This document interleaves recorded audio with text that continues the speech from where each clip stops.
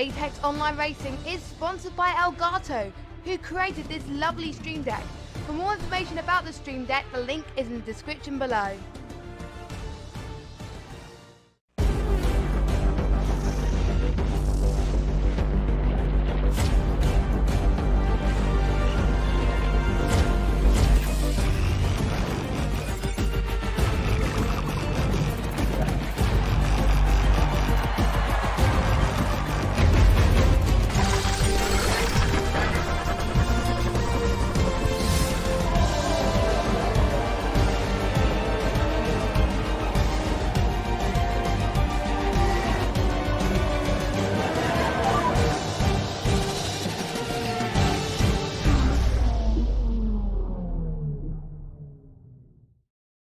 Hello everyone and welcome to Azerbaijan to Baku for the Azerbaijan Grand Prix from Apex Online Racing F2 Round 3.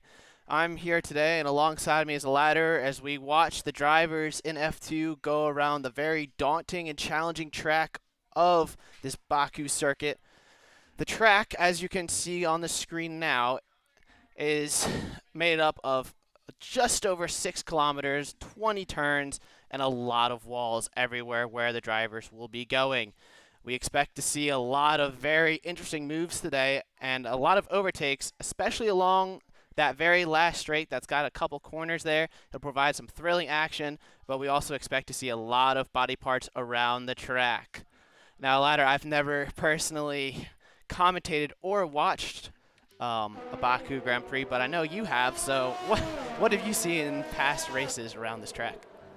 Well, actually yesterday I watched a race, I commentated a race in fact, around the Baku City Circuit. That was the AOR F2 Sprint League, so in the F2 car, so it was a bit of a different affair. But in general, yeah, you pretty much hit the nail on the head. You can expect to see overtakes into turn 1 down the main long flat-out section, and you can also expect to see a lot of body parts in the wall, particularly in the likes of turn 15, which is always one which can catch the drivers out. And if you start to pick up front wing damage here and there throughout the race, it means that this flat-out chicane right at the end of the lap, turns 18 and 19, becomes so much more difficult, and you sometimes have to lift, and sometimes it can be a little bit tough to judge just how much you need to lift if you just picked up front wing damage that lap, and sometimes you'll see cars just absolutely wiping out on the walls through there as well. Yeah, I do expect to see several wrecks, maybe even a safety car today. Hopefully we don't, I mean, for the driver's sake, that's for sure, but I think it'll be a very interesting and challenging race for the drivers, but I'm looking forward to it right now, and I'm sure all of our viewers are too today. So hopefully we'll see some nice driving as the drivers are beginning their first hot laps right now. I believe, is Bogan the one leading the field right now? Yes. Yeah, Bogan leading the way, the Polish driver in the Williams, who's managed one pole position in the 2 races we've had since the F2 and F3 tiers got merged. And yeah, he's been looking pretty good. Qualified on pole in the first race and then 5th in Monaco last time out. And race finishes of 3rd and 4th, currently sitting 2nd in the championship, quite a way off of Sipos Patrick, who is leading the way in the Ferrari. And interestingly about Sipos Patrick, actually, looking at him right now, the only driver out there on medium tires for the moment. So he is looking to go in a bit of a different direction to every single other driver here for the time being, as Bogan going through turn 15, big cut there, and seeming to actually get away with it, I'm surprised to say. That's going to unsettle the car on the exit, so I'm not sure if that's actually faster through there or not to just completely cut the apex of turn 15, but Bogan definitely opting for that one as we head through this fast chicane. This is where I was talking about when I said that you've got to be careful if you start to pick up some front wing damage, not to just wipe out on the walls to your left on the exit of turn 19, round turn 20, which is just a tiny kink in this straight, and then DRS up towards the line. Bogan, nothing to do but just pretty much sit back in his chair and wait, and it's a 1:37.878 to start off the order here. Gelbovan going considerably slower with a 1:38.6. So first blood to Bogan, but it is a very small blood indeed, as Bob, who also known as Marb in the McLaren, comes through to put himself about halfway between Bogan and Gelbovan. Yeah, definitely a strong lap by Bogan to start the session. A 37.8 is definitely a very respectable lap. I have not done my homework this week, so I'm not sure what is the maximum potential that these drivers can get out of their cars, but I would say that 37.8 is a very good lap, as we have a yellow flag in Sector 1. I believe Borb is going slowly just to get out of the way of any drivers coming up. Interestingly enough, Sipos Patrick pitted on this medium, so I guess he decided that he didn't want to push, or maybe he invalidated. Not sure, but nevertheless, I'm sure we'll see him back out there very shortly. Yeah, we got some support for Vespa in the chat, one of the new boys in the league. Vespa slotting into the Alfa Romeo team due to the retirement from the division of Horpa. Big shame to see the Spaniard go, because he was definitely quick, if very erratic. But Vespa will see what the German is able to do in Horpa's stead. Currently on this qualifying lap, it's looking okay, as he has just started his lap. So he's a bit off kilter with the rest of the field, as he's the only one currently on a push lap, I do believe. He had a bit of a moment into turn 3 on this lap, locked up, went deep, and just had another moment on the exit of turn 12 there. That will have cost him a little bit in terms of traction at the very end of the castle section. Yellow flags up ahead, but that's just Borb getting out of the way. Tricky braking zone into turn 15. Nothing like the line we saw from Bogan through there, as Vespa does not cut that corner. Definitely doing it the right way in terms of doing it by the book. A little bit of a correction under traction on the exit there of turn 17. That's going to hurt Vespa just a little bit all the way down this main straight, but it's not going to be too much pain for the German, as the Alfa Romeo will slowly but steadily make its way up towards the line. Hasn't invalidated the lap, so this is going to go onto the board for Vespa. And the new boy, unfortunately, goes with a 1:40.0, last of all the drivers who have set a lap time thus far. Yeah, it definitely looks like he lost a lot of time when he lost the rear end in a couple of those corners, especially I believe that was coming out of on the beginning of Sector 3. I'm pulling up a track map right now on my phone, but it definitely looked like losing the rear end in occasional spots definitely cost him a couple tenths here and there.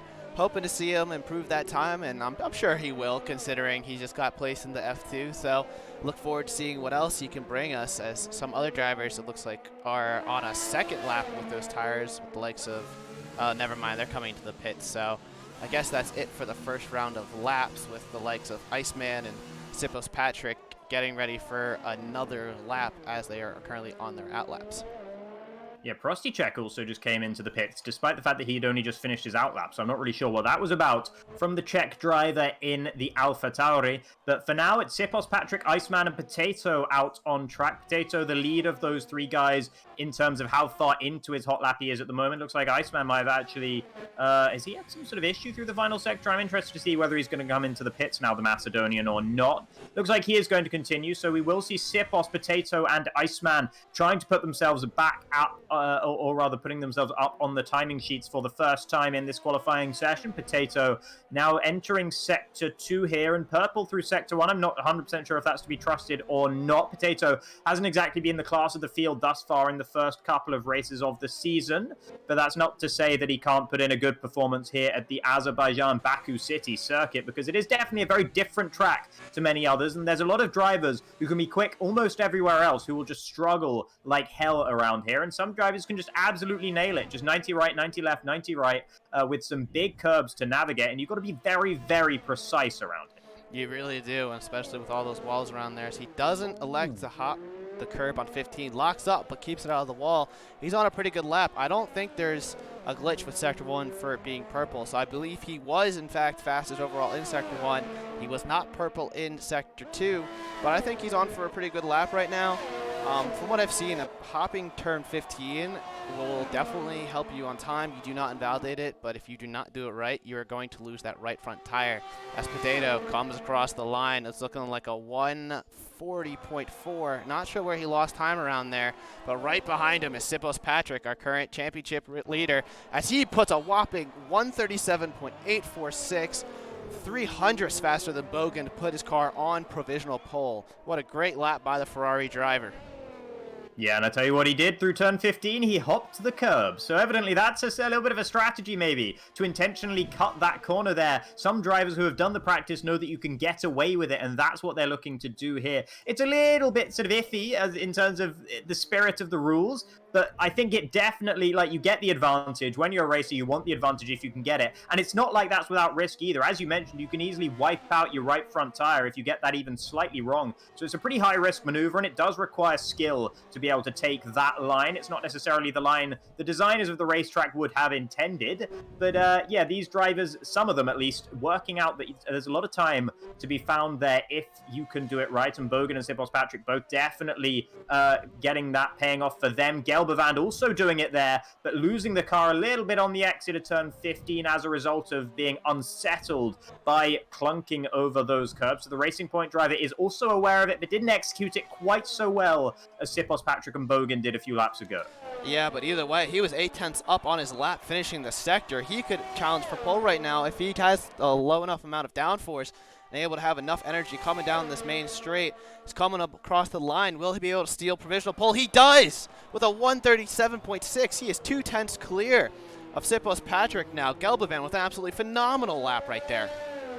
Yeah, good stuff from him. That's not the sort of thing we've been seeing from Gelbevand that much this season, but that's a flash of absolute brilliance there from the Racing Point driver. Sipos behind is heading back into their pits. Bogan currently out there on a flying lap in the Williams, but 2/10 down on his best time at the end of Sector 1. Let's see what it's going to be once he gets to the end of Sector 2 here as he heads through this very fast sort of back section of the track just after the castle section through turn 15. Hops the curb once again, all neat and tidy there, doing that pretty much exactly as I suspect you are supposed to. Taking a bit too much curb there through turn 16, and I think, yeah, in fact, he's actually backed out of this lap entirely. So Bogan will not be going faster on this one. Zoran out there pushing. Same for Creo, who comes up to the line and pops up into 4th, putting himself up ahead of Borb and Zoran. Zoran able to respond, though, in the Renault, perhaps, depending on how the rest of this lap goes for him. Yeah, definitely some interesting laps going in as the drivers are getting faster. Now, one thing to note is those medium tire runners of Heitinen and Wesby. We'll see if they can improve on their times. Maybe that's why the two of them were a little slow in the first lap, just as a little banker. They might think they have more pace on those medium tires. And with the soft tires having a very horrible race pace. Well, they have good first couple laps of race pace, but then they drop off like crazy and they degrade so quickly around here. It might be smart to see if you can sneak into the top 10 on those medium tires. So we'll have to wait and see what some of these drivers do, as there is a yellow flag in Sector 1. That is, it looks like Dave Gaming. I guess just going slow up. Looks like he ran out of fuel, seeing how that engine is sputtering a little bit. No, I think that's just the audio bug. I think he's fine on fuel, but yeah, Dave Gaming has managed to go up to P7 with that lap that he just put in the Mercedes. Zoran coming up towards the line now. He's improving on his lap time, but not by a huge amount. So he might be looking to go past the likes of Prostychek and Dave Gaming, who have established themselves in the middle of the pack for the time being. Zoran up towards the line comes the Hungarian, and where's it going to be? It's up to 6th. So he does go ahead of both Prostychek and Dave Gaming, but none more. Still 2/10 away from Borb, the Dutchman in P5, who has invalidated this lap, but it is an outlap, so he's not going to be too concerned about that. Iceman has been invalidating laps left and right, and he's still yet to actually set a lap time in this session. Vespa comes across the line on the medium tires and manages to go P9 with a 1:39.053, so that's not a bad lap from the newcomer in the Alfa Romeo. Is anyone out there pushing at the moment? Borb has just started his flying lap, so why don't we stick on board with the McLaren driver for a little while? Yeah, I'll pull right on the onboard camera. He's going to get a nice little bit of a, well, not really much of a toe from Kalachi there, unfortunately for the McLaren driver. But one thing I note before we continue watching Borb is Vesbed did a 39 flat on the mediums. There's about a 1.1 second tire delta between the mediums and the softs around here, so he definitely has front-running pace at the moment in qualifying at least. Very interesting stuff then. I'm excited to see what Vespa can do in the race, particularly if they manage to start the race on that set of medium tires. I don't know if they're going to go for multiple push laps on that set of tires or not. They're not pushing on this one, but they might be cooling off and then going again, because that is one of the luxuries of trying to qualify on the medium tires, is you get multiple bites at the cherry if you want it, because of course those tires will degrade a lot less quickly. Borb still pushing through the castle section for now. In fact, no, he's not still pushing. So Borb has actually backed out of this flying lap in the McLaren. Sipos Patrick has started a flying lap and is purple through Sector 1. So the Ferrari driver, currently sitting P2 after Gelbevand stole the top spot away from him, will be looking to claim it back. He's first in the championship with 43 points after 2 rounds. That's a second place finish in Spain and a first place finish in Monaco. His qualifying form hasn't been much worse. Third in Spain and on pole in Monaco as well. So Sipos has looked like the class of the field, and that's what we expected, because he was looking really good in the old F2 before the rejig of the tiers here in AOR. But into the wall there for Sipos Patrick. So that's the risk you run by hopping over that curb, is he did make contact with the wall, but he's still 0.4 of a second up, and he hasn't picked up any front wing damage either in the Ferrari. So he should be able just to keep pushing to the end of this lap without that contact losing him too much time at all. Now, up towards the DRS line we come, and once that flies open, there's nothing left for Sipos to do but wait and see where he goes. He's done everything he can to try and sneak pole back, and he takes it with a 1:37.493. That was a very impressive lap by the Ferrari driver. I'm sure we expected him to put himself up towards that front row, considering his recent performances, especially at Monaco and Zandvoort, if you do recall. I did expect to see him battling for the race win, but at the same time, like Galbavan, we'll see if he can get out there on track and maybe try to steal it back, or even Bogan. So I do not think this qualifying session is over at all, and I think he might see some pressure on these final closing laps. Oxygen pushing, currently in P10 in the Red Bull, going to be coming up towards the line shortly. Looked like he was narrowly up on his best time, and I'm not sure. He's taking a line as though he might come into the pits, and he is. So he's not happy with that lap time, so he is evidently was not on track to improve, or maybe looking to qualify P11. If you can't qualify in the sort of top half of the top 10, you probably want to qualify 11th, honestly, because these soft tires, you will struggle on them for the opening stint of the race. Kilachu improving 3.5 up on his best time. That's going to put him in the mix for P10. But again, I think that might be a bit of a poison chalice for the Racing Point driver. So let's see if he wants to take a drink from that or not, as he is now onto the back stretch, or the main stretch, I should say. DRS will fly wide open. He's low on fuel, so he's running on fumes right now, so he's going as fast as he possibly can up towards the line, and it's up to 9th. So not much of an improvement, enough to gain him a couple of positions and about half a second in terms of temporal improvement. But I don't think Kalachi will be too happy with that. P9, not really where you want to be. No, definitely not, but we'll have to see if he's got some kind of race pace. One thing I've noticed as well, some of these drivers who are losing the rear end, who are driving on the softs, might have more of a race setup in mind, because I mean, the softs fight way more than the hards around here, and as a result, if these drivers are trying to make their cars turn more, it might be oversteering as a result on the softs, but when they go to the medium hard tires, they might be very quick. Go on. So Sipos is retired from the session, so evidently he didn't have enough time to put another lap in. So he has thrown down that gauntlet, and now it's up to the rest of them. It's up to Gelbavand and Bogan to try and steal it away, and maybe a dark horse from further down the field as well. Creo, he's been looking good so far this season, in P4 at the moment in the lead of the two Mercedes. Dave Gaming's on an outlap. He is about to start a flying lap. Frosty checks out there on a flying lap as well.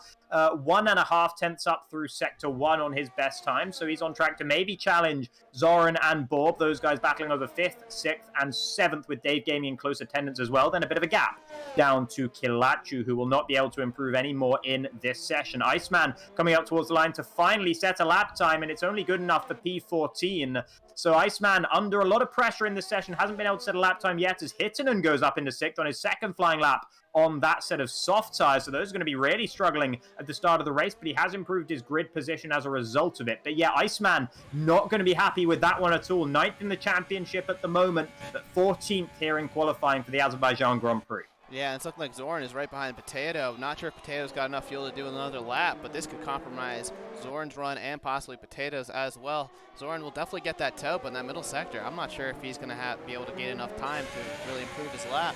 As it looks like, ooh, go on.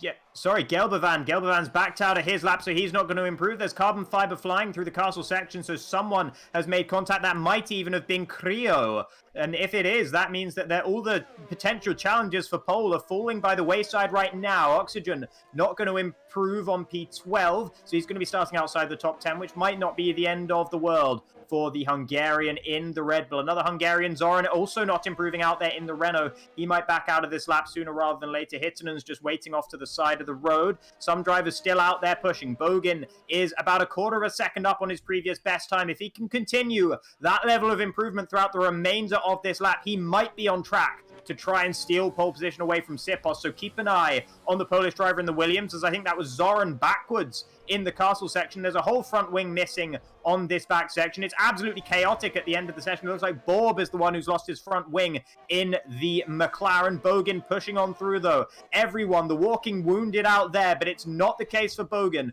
who hops that curb through turn 15, and now he's only got 1 final corner of note here, turn 16, and on the exit of that, he's still only about a quarter of a second up, and there's not so much you can do in the final sector to make up that time, so I'm not sure he's going to be able to challenge for pole.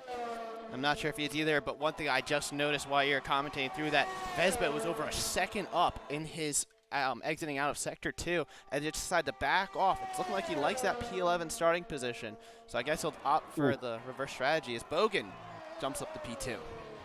Yeah, close, but not quite enough from Bogan. And with that, I think we've had everyone who's going to set a representative lap time is done now. It's only Hissinen and Zoran still going out there, and neither of them are improving. Zoran was backwards in the castle section, and Hissinen is on his third lap on that set of soft tires. He's just going to be coming into the pits. And with that, it will be Sipos Patrick taking his second pole position in a row, with Bogan in close attendance. Gelbevan throwing away the chance to maybe challenge for pole in the Racing Point. Creo doing the same as well in the Mercedes. And that will be the top four here with Borb, Prostychek, Hitton, and Zoran. Dave Gaming in 9th, Kilachu in 10th, the cursed grid position around here. Vespa P11, so that's the pound seat. That's probably where you want to be if you can't be in the top 5 or 6. Oxygen 12th, Potato 13th, both Alfa Romeos failing to make the top 10. And Iceman, bottom of the order in P14. Yeah, very fun qualifying session that was. Did not expect to see that many wing parts around the track. I mean, I expected a couple, but I did not expect to see what we saw. But either way, the 14 drivers we have today put on a very nice qualifying session for us with some definitely a very only under 2/10 at the front of the field. Definitely a lot closer than what we saw at Monaco. The likes of Creo, who probably could have been up there as well if he hadn't ruined his lap. Vespa down in 11th again. He was over a second up on his lap. He probably would have been a lot closer up there as well. Borb, I've known from previous seasons, has shown some mighty pace, but we'll have to see if he has more in the tank than what he showed there. And as for the rest of the field, well, they speak for themselves. I think we're going to have a very good race on our hands. It's just unfortunate that we are stuck at 14 because I guess the walls of Baku have scared away a few drivers. Yeah, a few maybe turning tail, a few not willing to try and put in the practice around here. It's not many drivers' favorite track, I'll tell you that much. And maybe some of them not feeling like grinding out practice hour after hour for this weekend's race, and feeling if they can't do that, then they're just going to humiliate themselves when they show up. So maybe that's why they're a bit chicken of this one. But I would like to see them here. I definitely want to see as many cars on the grid as possible. But 14 is not the end of the world. And just to everyone watching right now as we wait for these guys to ready up, and actually pretty dark skies overhead, so we might want to keep an eye on that one throughout the race. Very, very overcast indeed here in Baku. But yeah, just everyone in chat, if anyone wants to let us know who you're rooting for in this one, who you reckon's going to win as well, be happy to take those comments. And any questions or anything else like that, we will be looking at chat and able to respond if you have any of those questions. Yeah, please let us know. We will be more than happy to contribute. As I will pull back up the main stream in a sec, I am just currently doing a little bit of housekeeping, just noting what drivers did not make it here today, just so that way we know going forward. You know, just make sure we can have everyone racing going forward and have as many people here as possible. So absolutely. So as we're on the formation lap now, I will tell you that everyone outside of the top 10, that's Vespa, Oxygen, Potato, and Iceman, all starting on the medium tires. None of them wanting to start on the softs, and I'm not surprised, but none of them wanting to start on the hards either. Definitely preferring the yellow-walled mediums to start this race on.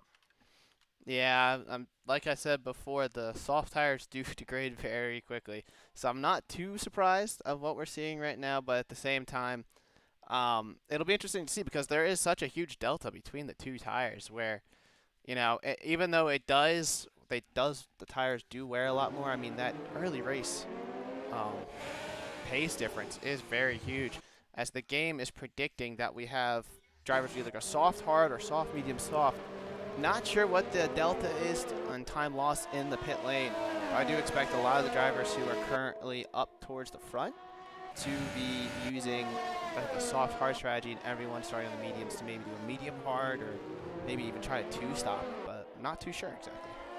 I think the time loss delta is actually, I mean, it's in one sense, it ought to be large, and in the other sense, it ought to be really small. Because you cut turn 1, which is nice, and that theoretically should shorten the time loss delta for pitting. But the cars going past are going, over 200 miles an hour as they fly past the pit entry, and you're going to be going at about like 60 when you get into the pits. Yeah. So that's a huge delta in the amount of speed you could be doing when you come into the pits compared to the amount of speed that you are doing, and because of that, the time loss is actually more than you might expect from a pit lane which cuts turn 1. And also the entry to that pit lane has a little chicane in there as well to help slow the cars down because they are coming off the track at such high speeds. Yeah. So that just adds to the time as well. Yeah, I guess we'll have to wait and see, and I'm sure it'll be very exciting. Hopefully these drivers can keep it clean for these first few laps and keep it out of the wall, because we do not want to see drivers losing front wings around here. But nevertheless, the lights are about to come on, so I'll let you take it away.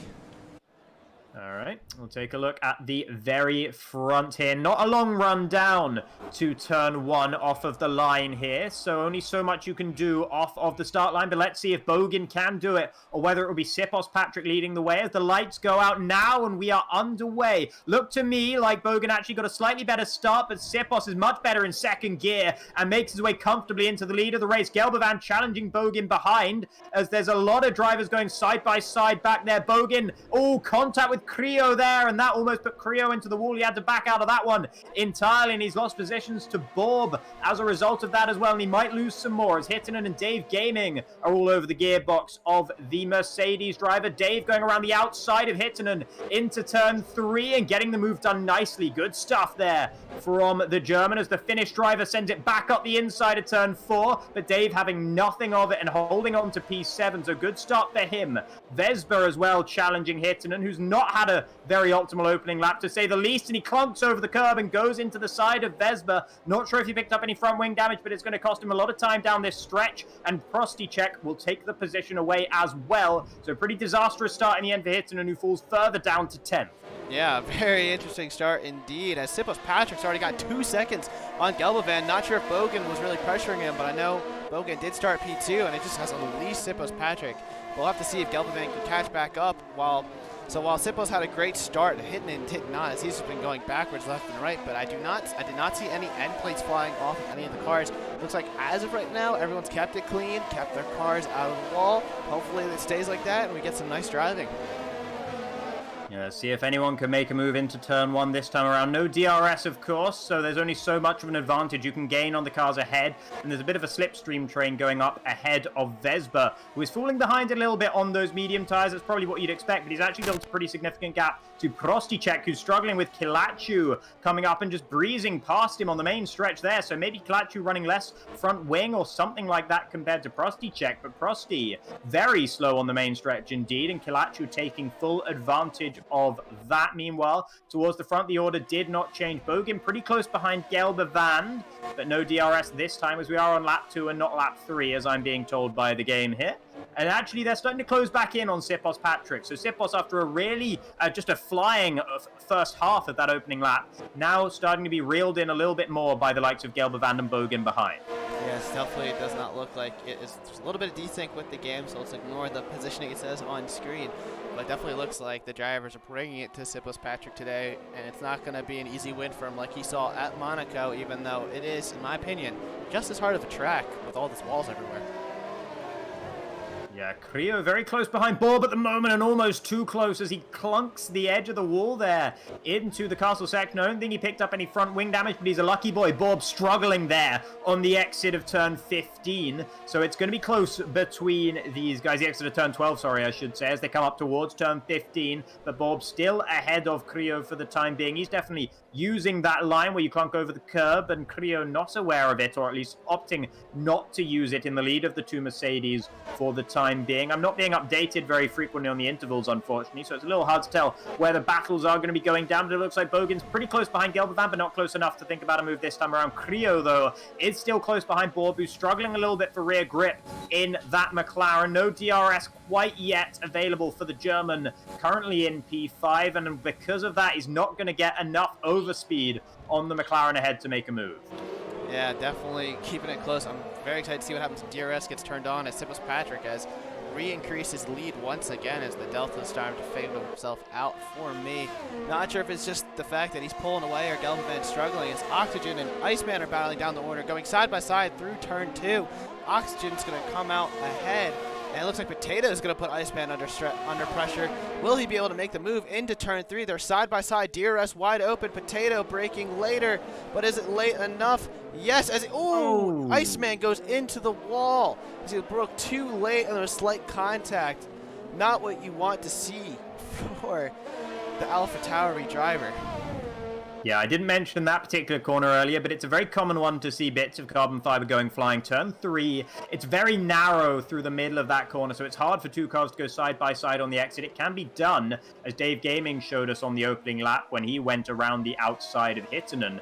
But it is a struggle for sure, and it leaves you open just to get that little bit too late on the brakes, and there's no forgiveness in that corner. If you are a tiny bit too late on the brakes, you're just straight into the wall, as we saw from Iceman. Speaking of into the wall, Bob making contact with the wall on the exit of turn 15 there. That might have been some front wing damage for the McLaren. Yep, he's lost his right end plate on his front wing, so he is going to be easy meat now for Creo unless he can hold the pace through this very fast final section of the lap. He will have to lift off a little bit through there, but it looked like Creo had to do the same thing. So the German will have the DRS advantage, but Bob will have DRS on the cars ahead as well, so he might be able to hold on ahead of Creo for the time being, but it's only going to be a matter of time now that Bob has that front wing damage. Further up ahead, Gelbovand under pressure, and Bogan, as soon as he gets the DRS available to him, does make the move, getting past the bracing point, and up into P2 goes the Polish driver. Creo did manage to make the move on Bob as well, who can't fight back through turn 2. Dave Gaming's going to be all over the back of the the McLaren in the Mercedes as we head down towards turn 3. He's already made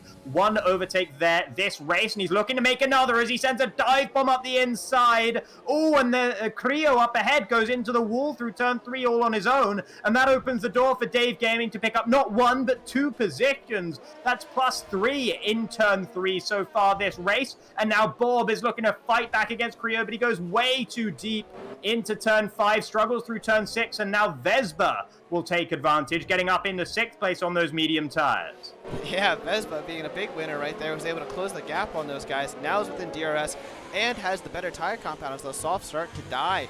But it looks like Borb lost his front wing because Bogan had a huge lockup into 15, and it caught him off guard. Borb smacked the wall. Bogan eventually got around Gelbovand as we saw, but it's just caused Borg to go backwards, and Dave Gaming making some beautiful overtakes and capitalizing off of the little wall taps by the 2 drivers in front of him.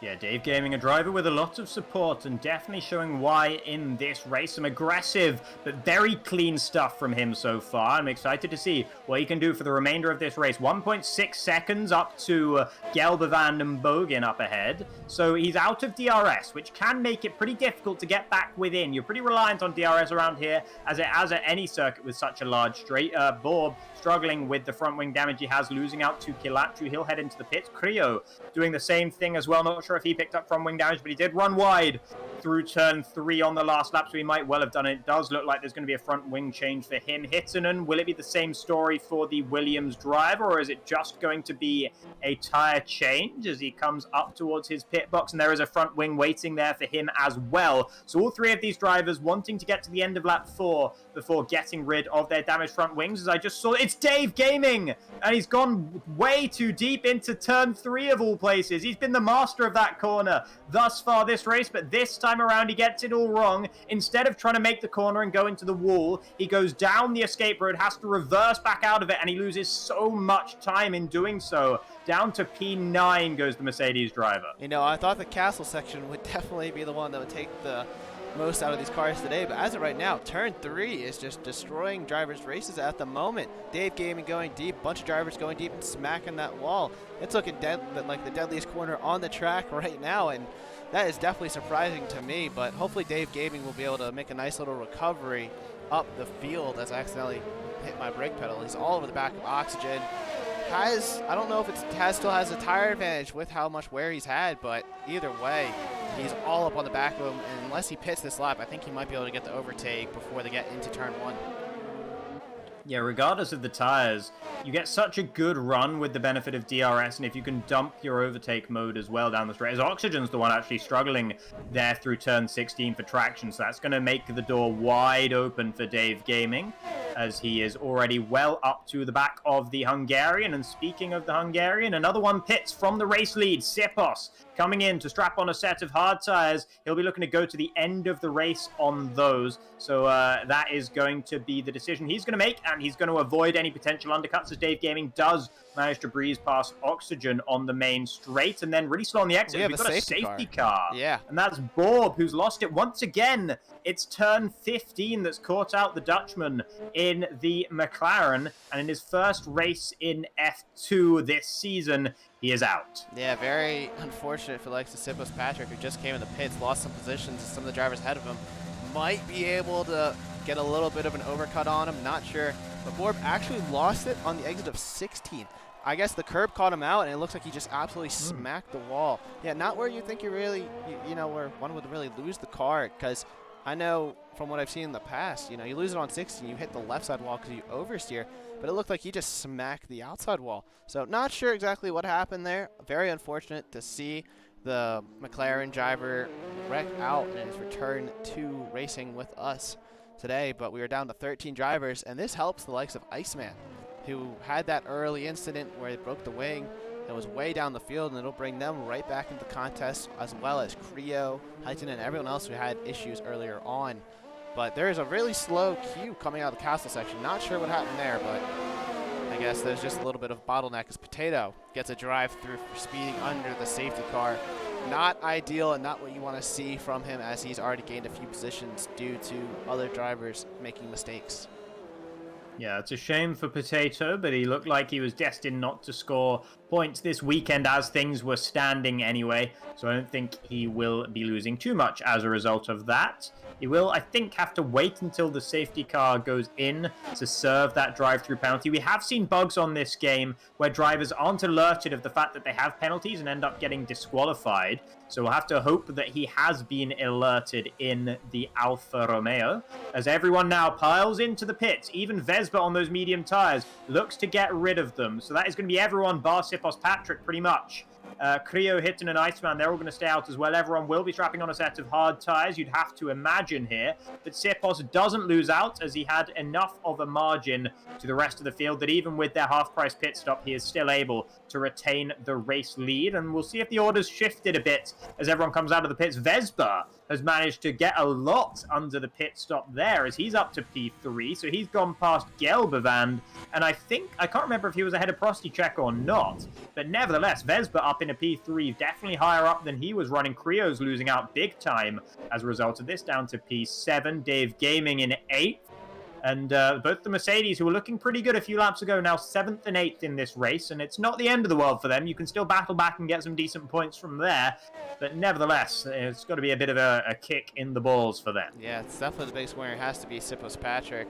You know, he was able to get that semi-free pit stop right as the safety car came out, so when he was in the pits and was able to retain the lead and not have to deal with that traffic. Because the life of Vespa was only 6 seconds behind him on the medium tire compound. It was looking to go a little longer into the race to get those fresher hards later on. And this safety car has really put a pin in that plan, as he had to come in and put on the hards, otherwise his race would have just been essentially ruined. So very unfortunate for the new driver, but he's up at P3. I guess Gelbevand got held in the pits there, didn't exactly get a chance to see what happened, but that's just unfortunate, as all the cars were piling in the pits behind him, that he got held up for a position. But P4 still good, and we still have a long way to go, and a lot of drivers have had issues with keeping it on track and out of the wall, so this race is definitely not over, but we'll have to wait and see when we get racing again.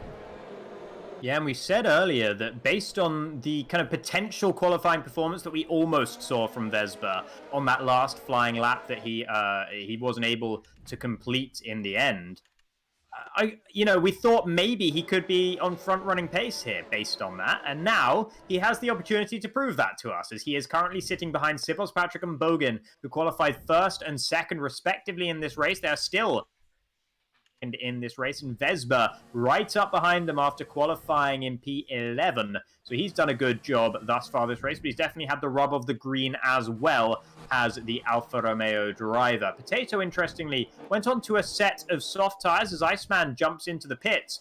I bet he's going to go on to mediums, maybe to try and go to the end. We'll have to wait and see if that's the decision from the Alfa Tauri. as he does head into the pits, and he's going to have a front wing change as well. So evidently managed to pick up some front wing damage either behind the safety car or just before, and only now coming into the pits. Onto mediums, though. So he's going to look to try and make it to the end on those. That'll be a bit touch and go, I think. Potato certainly not going to be able to make it to the end on those soft tires, so I'm not exactly sure why he's pitted onto those. I wonder if he was just trying to serve his drive-through under the safety car, and the game said, no, you can't do that, but here, have a set of soft tires. Yeah, it'd be very unfortunate if that was what was happening, but on those soft tires, it might be able to cause a little bit of chaos towards some of these drivers towards the back, and who knows, he might be able to capitalize on other drivers smacking the wall with those hard tires, because he does have the pace advantage at the moment. One thing I did just see when I was checking, Iceman apparently loaded up a default setup into the lobby, and that explains the lack of pace. They just did not remember to get that it. is... Yeah, very unfortunate. Yeah, that's gutting around here, because here is one of the tracks where you need a more different setup than almost anywhere else. The default setup, that's 6-6 wings, right? Yes, it is 6-6. And that is, or maybe 5-6 or something like this.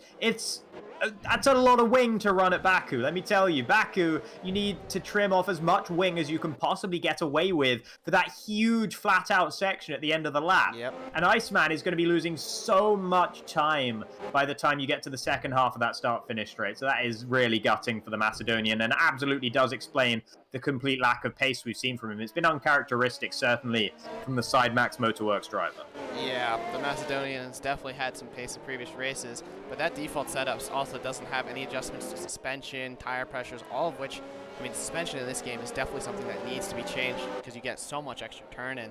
So there's so many aspects that Iceman just lost out today. Very unfortunate, but hey, we'll see if they can maximize their points today off of other drivers. I thought I heard a noise of someone smacking the wall, but I guess not.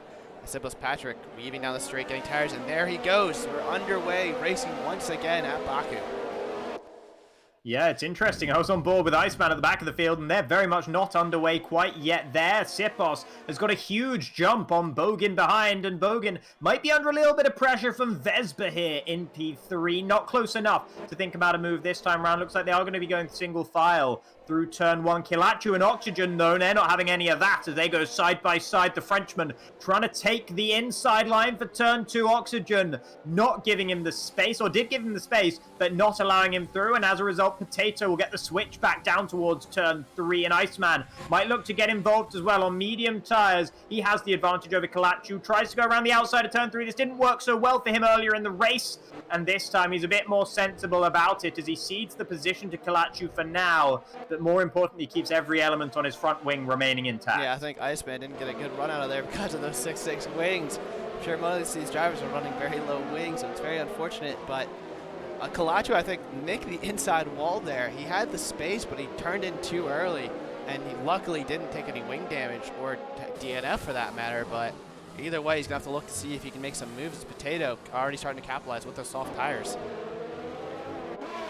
Yeah, definitely. And I was going to say, while the safety car was out, if I'm Kilachu and Oxygen, I'm looking at Potato behind and thinking, do you have to be on soft tires right now? Because he's just an annoyance, right, for them. Like, he's not going to finish this race ahead of them because he's going to have to pit again, provided they don't lose their front wings or have to pit themselves for some weird reason. Yeah. He is not going to finish ahead of them, but he's just going to be getting in their way, annoying them, forcing them to battle with him. And either they battle with him and try and keep him behind, or they lose a lot of time, and they just don't want to have to be dealing with that. Creo, further up, though, he's making a move on Zoran, who looks a bit tardy down the main straight here, as Creo will make his way past and up in a P6. Dave Gaming in close attendance as well, but not close enough to make a move on Zoran into turn one this time around. Creo actually outbrakes himself on the exit and almost runs into the wall on the outside of turn one, but just about keeping the nose out of that one. Further behind, Potato and Kilachu are battling, and Potato, he's pulling over to the side of the road. I'm not sure what's happened.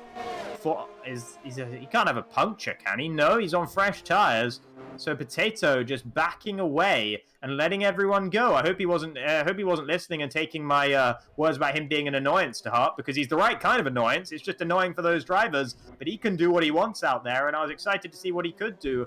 But it looks like he is just slowly going to bring the car home now. Yeah, very unfortunate for the Alfa Romeo driver. He might also be dealing with the DSQ due to that drive-through, because he does have that on top of of having to pit again is all just falling apart for the Alfa Romeo driver. Very unfortunate to see happening to him today, but hopefully he'll be able to come back stronger next week when we do go to Canada, which will definitely be a fun race as well. As we look towards the front, Sibos Patrick has increased his lead to 1.9 seconds with Bogan and Vespa 2 seconds behind, sticking together, trying to drop Gelbavan to make it a 2-horse race for P2. Maybe mount a charge on Sibos Patrick, but as of right now, Patrick has got control of this race, and it's his to lose.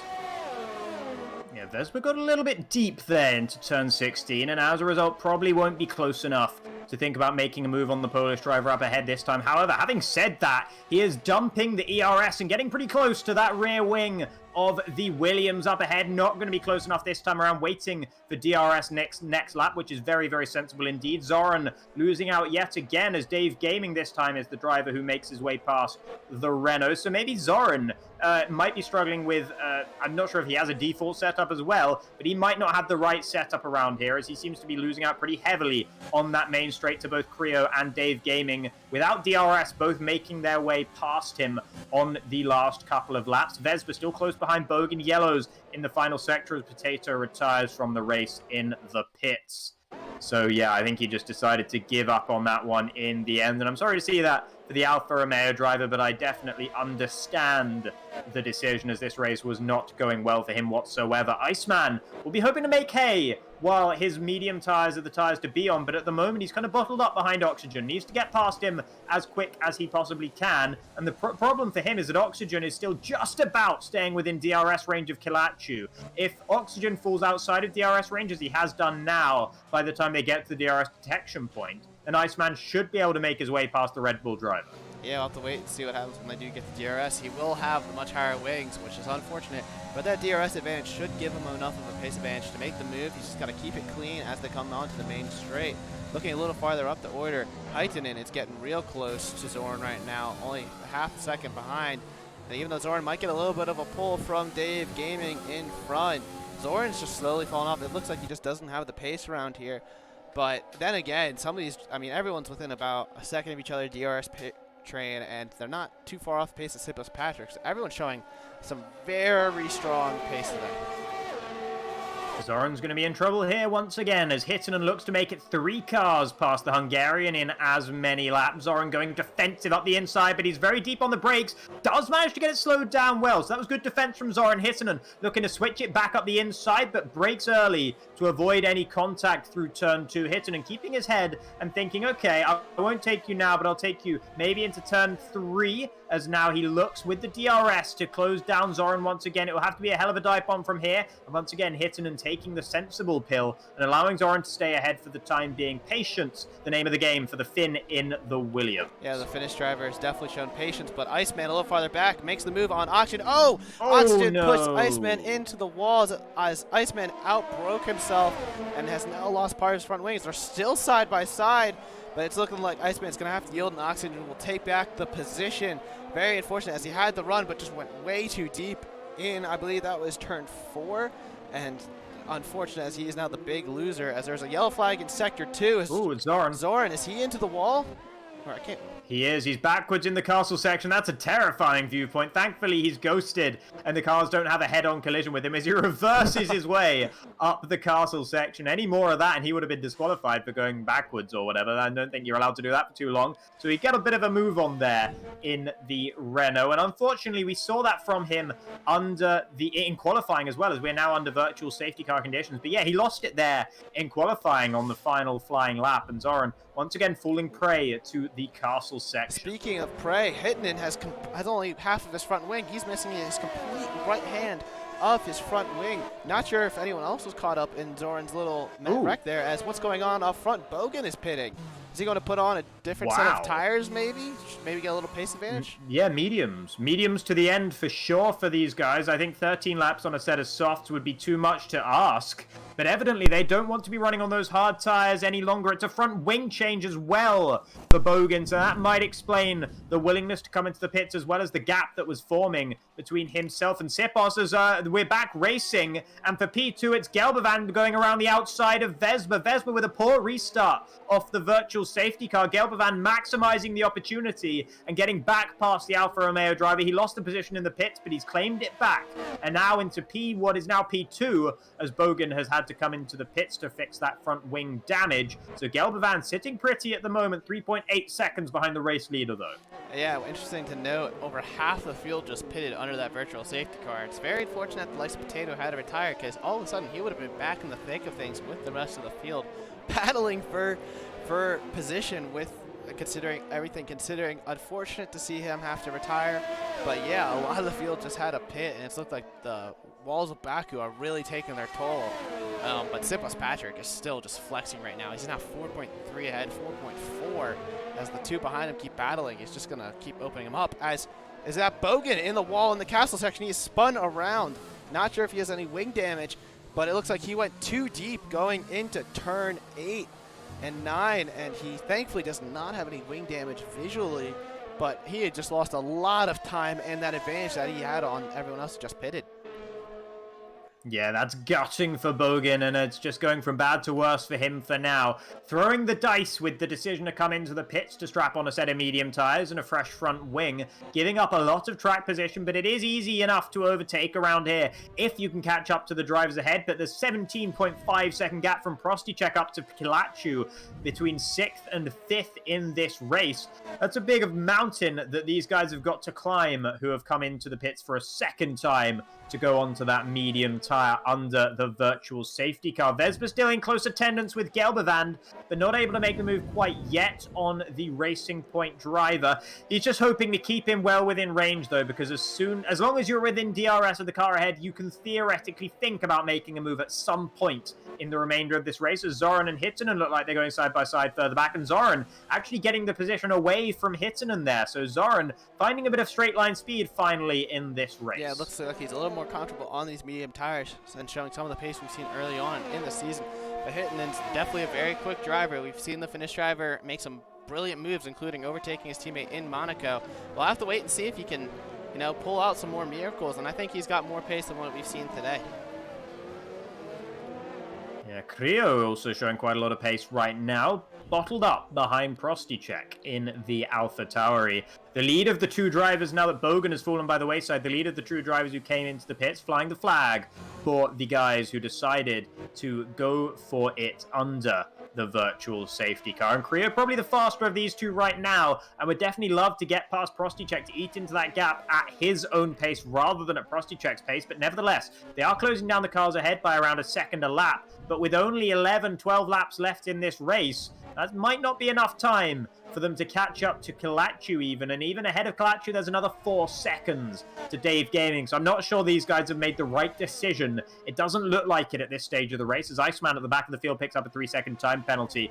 Gutting for him today. He is doing a great job to keep his head in it and just to keep circulating, honestly. Credit to him for continuing to go around here in Baku when it seems like all hope of points may well be lost. Yeah, it may seem like that, but we'll have to wait and see what he does, as Prostychek goes fastest overall to 142.4. And, you just said it might have been a bad move. Well, they just carved out over a second on Kilachu between the second half of that second sector and the third sector. So who knows? Maybe they'll find some pace, as Zoran and Oxygen are now battling. As Oxygen smacks the inside wall out of turn 1, has lost half of his left front wing. Not sure if there was contact or anything, but Oxygen with a very unfortunate wall smack there. He might have to come back in and change his wing once again. Definitely not what the Red Bull driver wants to have happen to him today, as Baku and its walls take victim another driver. Yeah, victim number umpteen, I think, there. And Oxygen, yeah, there was no contact there between Oxygen and Zoran or Hittinen, and it was just Oxygen lighting up the rears on the exit of turn 1 and smashing into that wall on the left-hand side. So his own mistake. He's on older medium tires compared to those around him and was struggling for pace compared to those guys on the fresher mediums, and struggling for grip, evidently, as well, as he made very evident there that time around. Prostychek getting closer to Kilachu, but the gap is still big, and I still don't think it's coming down quickly enough for them to make the move on. Maybe they can get Kilachu towards the end of this race, depending on how fast those hard tires go off right towards the end. Yeah. But I don't think they're going to be able to get anyone more than Kilachu at the pace they're running at the moment. No, it's looking like they're only getting a second a lap, which is it's definitely impressive. But when you have a 15-second gap and you're already on lap 16 out of 26, that's just not enough. It might need a little bit of help from drivers ahead making mistakes. But we'll have to see is Creo with a 141.8. Why did my every time I go to change things as it looks a little farther back? Bogan was okay. Why does my game keep changing my POV? I think. Was it Bogan or maybe it was Hittinen was battling someone? Yeah, Hittinen and Zoran are battling each other. Zoran takes the inside line to turn 1. Hittinen holding around the outside and will hold on to P9. I guess that was the battle that I saw. Zoran smacks the back of Hittinen twice and puts Hittinen into the wall. I didn't see any end plates fall off, but that still was not very nice as Zoran looks like he just broke too late there and gave Hittinen one too many love taps there. Yeah, it's a shame, actually. Zoran's been a remarkably clean driver throughout the majority of this season and the previous sort of full started F2 season as well, but not waiting for Hittinen, even though he definitely shoved him into the wall there on the exit of turn 2. I'd like to have seen Zoran maybe hold up and wait, but they are losing so much time to the cars ahead as well as they're all looking to hunt down the hard tire runners. But it's a hopeless effort now for them. So I think Zoran, if I was him, I would just pull over, let Hittinen back through and try again, especially if the Williams driver doesn't have front wing damage. Vespa falling away from Gelbevand as well. Gelbevand looking really solid in P2 at the moment. And Vespa made a mistake, fell outside of DRS range about 2 laps after the virtual safety car. And since then, he's not looked like getting back within DRS range at any point. So the German in P2, Gelbevand, doing a really stellar job at the moment, not losing much time to Sipos Patrick either, who once again proves himself to be the absolute class of the field. Yeah, Sipos Patrick definitely the class of the field right now, but Gelbevand has not really lost any time from Sipos Patrick. I think he's only lost about now 2/10 over the last 3 laps. So they've kind of been trading pace, which has definitely made it harder for Vespa to close in, as we know Sipos Patrick's pace and the fact that Gelbevand's matching him right now. It's very impressive driving from the front too. And Vespa, in his first race here with us in F2, having a remarkable race. As Zoran is into the pits now. Not sure if he got any damage from smacking Hittinen there, but that'll drop him down the order and actually puts Iceman up into P10. So there goes the AlphaTauri getting at least 1 position with that default setup. But either way, I'm definitely impressed by Vespa's performance so far in his first race with us, and I look forward to seeing him going forward. Either way, lap 17 out of 26. It is right now all Sipos Patrick with Gelbevand second, Vespa in third, and Dave Gaming lurking 4 seconds behind in fourth. Sipos Patrick gets a 3-second time penalty. That changes things. That might spice things up a little bit. That has been the chink in Sipos Patrick's armor in general, right? Is the fact that he sometimes picks up a little bit more penalties than the rest of the field.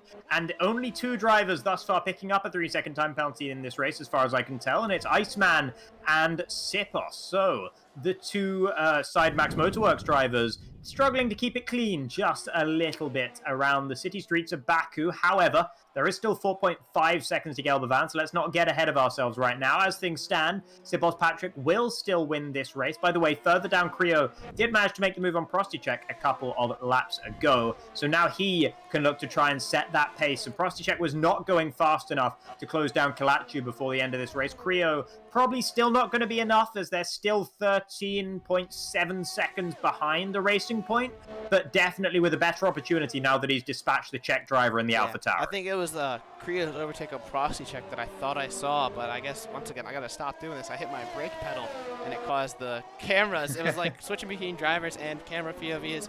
Definitely gotta stop doing that. But yeah, Creo was able to get through and he's trying to make the most of it. He's already dropped Prostychek from DRS, so we'll have to see if the winner of our first round in this revamped season at Spain can show that pace again and, nag some more points, as he wasn't with us at Monaco, and I'm sure he's looking forward to getting more points and closing that gap on Sipos Patrick. But yeah, speaking of Sipos Patrick, he's not dropping Gelbevand still. Gelbevand can realize that Patrick's got a penalty and can, maybe turn up the engine a little bit and close that gap. He might be able to steal a race win here. Be a very impressive job if the German can pull that off, considering what we've seen from Sipos Patrick so far. Yeah, I don't know if Gelbevand knows about that 3-second time penalty or not, but either way, even if you don't know about it, in league racing, you drive to within 3 seconds of every car. If you are you're less than 3 seconds ahead or behind another car, you try and build it up. You try and get within 3 seconds of the car ahead, no matter what, because there's always the chance that they're going to get that penalty. And as long as you don't, you stand to inherit. And it happens so often. And Gelbevand will be thinking, if only I could just get it down to 3 seconds, I would be happy with that. And whether or not he knows about the penalty. Steph has asked us in chat to see if we can show the fastest laps for the cars out there at the moment. Currently, it's Bogan, the Polish driver in the Williams, who managed P2 on the grid, who has set the fastest lap, of course. Big advantage for the guys who came in under the virtual safety car to strap on a set of medium tires. So that makes sense that they are setting the 141s, whereas the rest of the drivers are in the 42s and 43s, as Bogan goes even faster with a 141.592. If he hadn't been backwards in the castle section, he would definitely be troubling the back of Kilachu sooner rather than later. But for now, it's the back of Prosticek in the AlphaTauri that Bogan is coming up against. Yeah, he didn't lose all that time, but either way, he is flying right now. He's able to close back up on Prosticek, and he's closed back up on Creo as well. Looking at the fastest laps, interesting enough, even though Gelbevand and Sipos Patrick are kind of on the same pace right now, Sipos Patrick, when he was at his fastest, was over 6/10 faster than Gelbevand, which just goes to show that if we get a late safety car and they strap on softs, Sipos Patrick's going to be very hard to beat on track. Now, with penalties, it could be a different story, but we'll have to wait and see if there even is that opportunity. But yeah, Bogan all over the back of Prosticek going into the castle section. The Williams driver is currently lapping very quickly and looks like he wants to capitalize as well on getting some of these points back that he lost due to that error.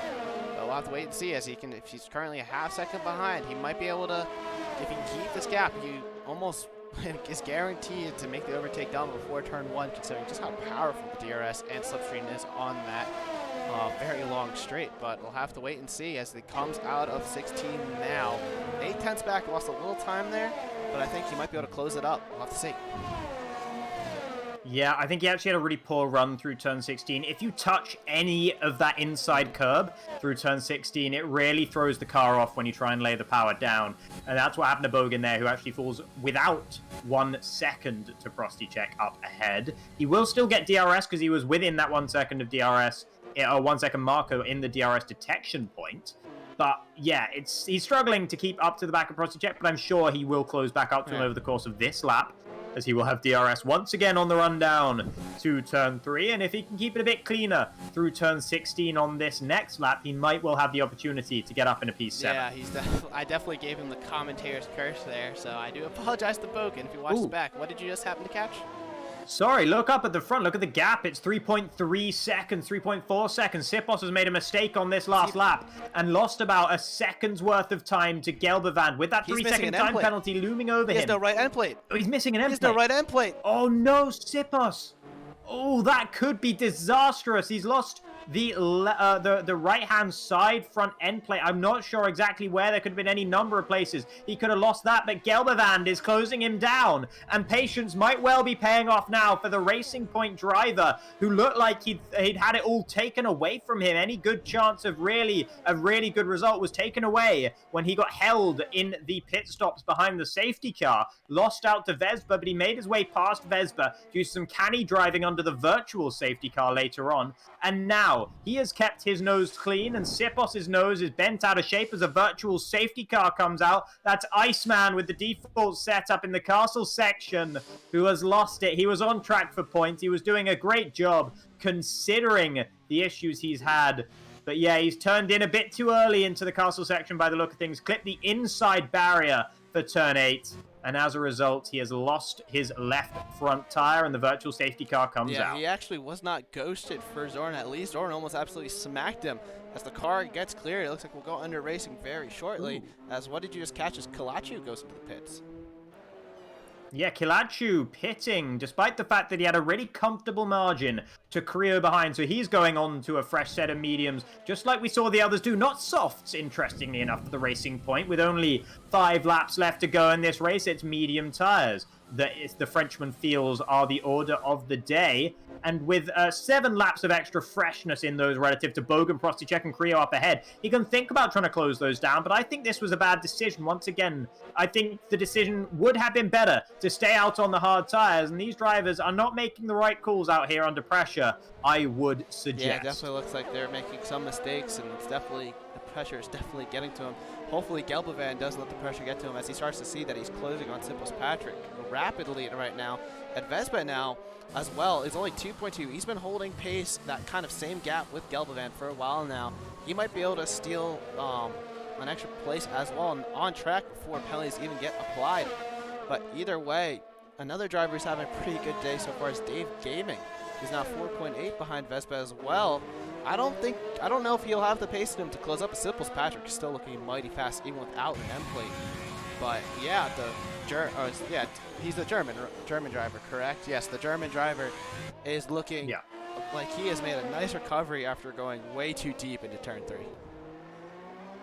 Yeah, and without that, he lost a whole lot of time there. He could be right up there with Vespa in this race. Of course, things might have played out differently under the virtual safety car and the safety car as well, so it's quite hard to tell, judging on the time lost there alone, as Bogan making the move on Prostychek for P6. Into turn 1 they go, and Bogan has got it slowed down just about, but he had to really get off the throttle on the exit as the wall was looming, and Prostychek almost had an opportunity to fight back in turn 2. Does not take that opportunity, though, and gives up P6. Bogan will take that, and now it's Creo up ahead that the Polish driver will be looking to close down in the remaining 5 laps of this race. 4.5 more like it now. 11.5 between Creo and Dave Gaming, so there's no chance that these medium runners are going to catch up with the hard tire stalwarts in the top 4. Kilachu will be ruining the decision to come into the pits for those mediums, no doubt, although he has closed up pretty quickly to Prostychek and Bogan. Their battle certainly helping him to do that, but he might have an opportunity to claim those 2 positions at least, and maybe Creo come the end of this race as well, depending on just how much faster these fresh medium tires are. Yeah, speaking of faster, I'm not sure if it's either Sipos Patrick is just doing a phenomenal job with that wing damage, or if the drivers behind him are starting to really struggle right now. But Gelbovan's really not closing in that much, and Vespa not really doing much either. You know, Sipos Patrick may still very easily steal a podium, maybe even a P2 at this race. So we'll have to see what he can do in these last few laps. But he's doing a very impressive job considering he has one end plate completely gone on his car. Yeah, he was stemming the tide pretty well. He was keeping Gelbovan at 3 seconds for a couple of laps there, but now it has dipped well within the 3-second margin. 2.5 seconds between them. And Gelbovan, all he needs to do is keep driving as he is and keep it on the island, and he will claim the victory here. Vespa doesn't look like he's going to be able to claim any position away from Sipos as Kilachu breezes past Prostychek. The second car in as many laps to do that into turn 1. Prostychek falling down to P8 as Kilachu looks to reclaim the positions he lost when he decided to come into the pits under that last virtual safety car. Yeah, he's definitely on the tear right now. I thought I saw him going purple in Sector 2. Not sure if that was visual or not, and I'm not sure if I saw it correctly, but yeah, he is currently very quick out there on track. So the Racing Point driver trying to make up those positions, as you said. So the track's getting very dark out there. I don't think it'll rain, but you know, they might see a couple drops in these last few laps if the drivers are lucky and us as viewers are lucky, but you know, I would never wish carnage upon anyone, so we'll have to wait and see what happens. I'm going to wish carnage upon them. I'd love just a deluge of rain right now, forcing them to make the decision. Do I stay out? Do I risk it? Do I come in, even though it's only a couple of laps remaining? It's so much fun when that happens. I don't think it's going to happen as the time is running out, but you never know. If we do see those raindrops fall, it will be very interesting indeed, as Gelbovan is now within 2 seconds of Sipos Patrick. Vespa actually running at a pretty similar pace right now, not really closing down the leader very much, but Gelbovan, the fastest of those 3 at the moment. Dave Gaming getting closer to Vespa as well, but no penalties in that particular battle, so he has still that 4.2 second margin. So as much as he is closing in on him a little bit, it's not going to be enough for now. However, where it might be enough is Kilachu on Bogan as we reach the DRS zone once again, and just like last lap, it's going to be Kilachu breezing past, getting the move done well before the braking zone and setting the fastest lap in doing so. Oh, and that might be, I think that's literally like 1/100th of a second faster than what Bogan was able to do for his fastest lap. Yeah, it's 1 0.011 seconds faster than Bogan. So Kalachu just stealing away that potential extra point as well. Yeah, very impressive job by the Racing Point driver right there. Bogan probably not even realizing that that was coming, so I'm sure he might try to take it back, but on those 10-lap-old mediums, don't think he has enough time to do so.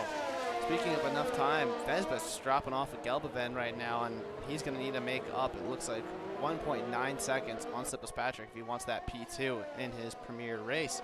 Other than that, it looks like everyone's kind of holding position right now, with Sipos Patrick holding the provisional race lead, which of course his penalty will hurt him later on. Gelbaven looking to inherit the win as long as he can just keep it clean for a little over 2 more laps left. So we'll have to wait and see, but it's looking very good for the Racing Point driver to see if he can steal his first win of the season.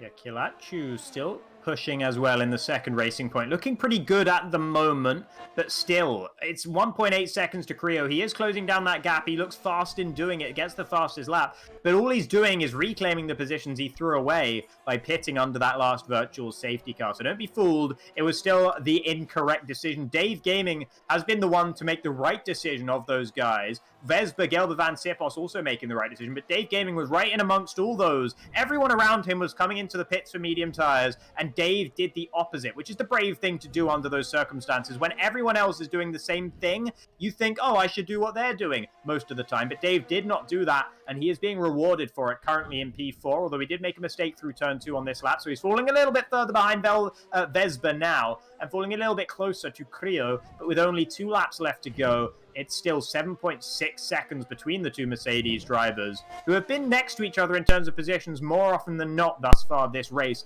but all over the order. Yeah, it's definitely seen a lot of fluctuations. Let's see if we can get the change of position on board. I'm trying to remember the keybinds without having to pull up the spectator menu, but it's not the end of the world, I guess, if I can't figure it out at this moment. As, yeah, Vespa up 8 positions since the start. Dave Gaming up 5, and Kalachu up 4. Some very big winners so far today, while some of our losers are the yellow flag in sector 1 as Zoran had a spin. Doesn't look like he has any damage, but it looks like he might have gone a little too deep into turn 2 as his day goes from bad to worse. But it doesn't look like he's in any danger of losing that last point paying position, as Oxygen's only just coming up to the line right now. But who else is coming up to the line? Sipos Patrick, as he begins to take the field onto the final lap of the race. He's got a 1.5 second gap to Gelbavan. So unless Gelbavan makes a mistake, it looks like Gelbavan's going to inherit the win. Sipos Patrick will take P2, but 1 lap to go. Drivers will put 1 more lap around this very tricky street circuit.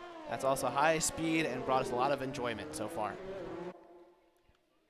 Yeah, Bogan pretty close behind Kalachu as well, who's losing the advantage he had on those fresh mediums now that they are 4 laps old. But not close enough is the Polish driver, and the Frenchman holds on to P6. Now, I'm going to keep an eye on Gelbavan for the remainder of this final lap, because it's all up to him. The race win is well within his grasp now. Sipos Patrick struggling up ahead with that front wing damage, and he looked so imperious at the front for so long in this race. But the 3-second time penalty that he picked up, followed by the wing damage, has cost him victory almost certainly here.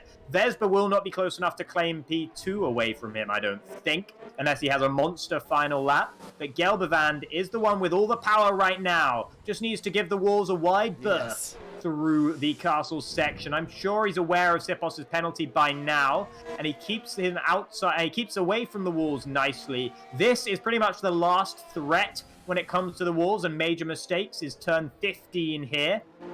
Clunks over the curb, but manages to stay out of the wall nicely. And with that, I think we can crown Gelbavan the winner of this race as they come up towards the final corner Vespa's that matters. given everything he's had. He's only 3.4 behind Sipos Patrick, 3.3. He might be able to steal P2. He's got so much overspeed right now as they come towards the line. Will he get enough, though? I'm not sure. Yeah, it's hold 3.3 at the moment. Not looking like enough, but I don't think it's going to be enough as Sipos Patrick comes up towards the line. The Hungarian takes the checkered flag, but it's Gelbavan in the Racing Point who takes the win. Vespa, in his debut race in F2, comes home in P3. Good stuff from him. A solid showing from Dave Gaming, who'll finish 9 seconds off the eventual race winner, Gelbavan, but solid down in P4. Bogan actually claims the position away from Creo for P6, as Creo had some penalties. So that puts Kilachu back up to P5, where he would have been if he hadn't come into the pit. So in the end, the decision to come into the pits on those fresh set of medium tires has gained him 1 point, as he was able to claim the fastest lap in this race with a 1:41.581. Prosticek in 8th, Hittinen in 9th, and Hittinen actually, interestingly, has one of the fastest laps in this race. He's had flashes of pace, but he hasn't had the consistency around here for anything better than 9th. Zoran, who's had a fair few incidents in this race, will come home in 10th soon enough, as he's entering the final stretch of his race now, and then it's Oxygen way further behind in the Red Bull. The two Hungarians bringing up the rear, along with Sipos up in P2. Very unfortunate day for the two Hungarians towards the back. You know, both of them having their fair share of issues during the race. You know, another guy who had issues today as well was Hittinen, who looked so strong around Monaco. He did have, when I rewatched the race back, he took a little bit of wing damage actually in turn 1 at Monaco, and he still was able to claw back and survive that track. But it looks like the street circuit of Baku and Azerbaijan just, you know, got the better of him today. But I'm sure the Finnish driver will come back stronger than ever when we get to Canada next week. But either way, it is going to be Galbavand on the top step for the first time this season. An absolutely phenomenal drive by the German, as he was able to match our championship leader of Sipos Patrick, and just brought home a very strong race with Vespa, as we saw, drive of the day, but also 3rd place in the race and also on the podium as well. Yeah, and Gelbavand missing last race, hasn't actually scored any points in the new F2 championship that started at the Spanish Grand Prix. So these are his first 25 points, and a good way to establish yourself in the championship standings. He'll be jumping well up the order, probably to, I think, maybe 4th in the standings, unless I'm very much mistaken. So that's going to be good news for him. It's still going to be Sipos and Bogan at the very front, and Vespa gaining 15 points as well, as his debut race in the championship will also be moving further up the order as a result of that. Definitely a great job for the German drivers today. Very good race for them. Not as good for the Hungarians, as they did struggle a little bit. But, you know, Baku, as we said before, is a very hard track, and the walls do come to bite. And we clearly saw that today with how many drivers, if you go to the pit stop stat, had to change front wings. Looking like 4, 5, 6, 7 drivers had to change the front wing before lap 10 alone. And it's looking like 11, 12, 13, oh my gosh, 14. Looks like, I think I counted 16 or 17 front wing changes to the walls of Baku. I think they bit harder today than the walls of Monaco, to be honest. But, yeah, very, very well done job to Gelbavand, Sipos Patrick, Vespa, and Dave Gaming, who none of which changed the wing, even though Sipos Patrick did have that wing damage towards the end, but still did a phenomenal job to keep bringing it home. Gelbavand actually put one of his fastest laps in the race towards the end, because I commented earlier saying he was 0.6 off of it, but he ended up putting in a 42.8, so great job for the German driver. And now, who is your driver of the day? My driver of the day, I think I'd have to give it to Vespa here. He did have the advantage of running those medium tires at the start, and so starting from P11 going up to P3, maybe not as impressive as it would be if he was on the same tires as everyone else, but he definitely kept himself clean, and he came into the championship with a bang, that's for sure. Great race from Gelbavand as well, though, so it would have to be one of those two for me, I think. Dave Gaming did a good job as well, from 9th, starting on those softs, managing to make his way up into 4th, and a very solid race from him. But yeah, if pushed, I'm going to have to give it to Vespa. I'm thinking Vespa as well, because he did start on the medium tires and looked to do the more safe and preservative strategy, but he had that absolutely ruined when we had that early safety car. And so he came in with the hards with everyone else who was just coming off of the softs, and yet he still made it work, was still able to nab a podium after starting 11th. I mean, he showed pace in qualifying, but backed off at the end there, but either way, he came to play today and was kept it out of the wall. So great job in his debut race in the AOR F2. But yeah, Dave Gaming had a nice recovery as well, and then of course Gelbavand with his first win of the season. Absolutely phenomenal job for the drivers towards the front of the field today. So hats off to them. It's very exciting to watch, to be honest. Yeah, definitely. Good stuff. It's always fun to watch around Baku. Trouble is sometimes enough drivers fall out of the race that you get some rather large gaps forming towards the end. But definitely there was plenty of action in the first half to make up for it. And good action towards the end as well, as Sipos decided very benevolently to make things interesting and pick himself up a 3-second time penalty and some wing damage, rather than just coasting home for the victory in P1. So thanks to him for that one, and Gelbevand will certainly be giving him a handshake after the race definitely. as well. The two of them towards the front, they just showed they were just going toe to toe, and I think it was those safety car, that safety car restart and the start of the race where Sipos Patrick had the lightning launch off the line initially, and then had that launch on the restart as well. That got him the gap.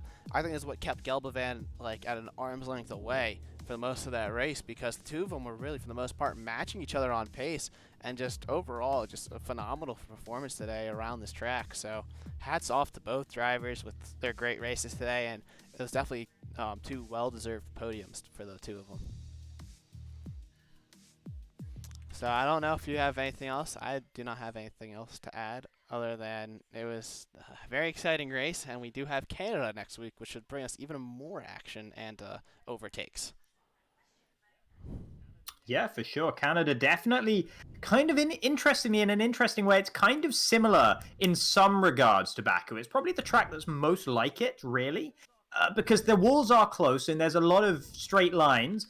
However, some of the curves, there are more curves rather than just 90 rights and 90 lefts in Canada. And it doesn't have that sort of weird castle section or anything like that either.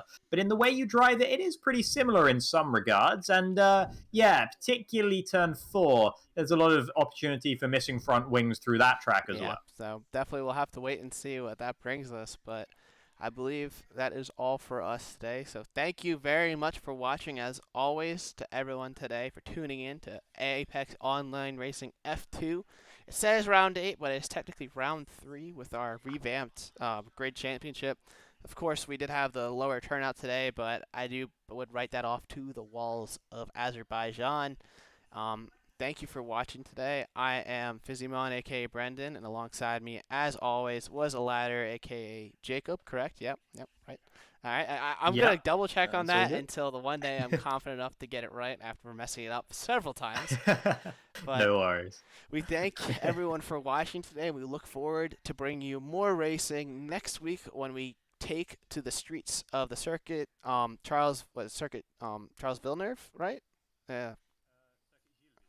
Circuit Gilles Villeneuve. I got to work on that as well. Hopefully, I'll have that improved for our next week. But thank you all for watching, and we hope to see you next week.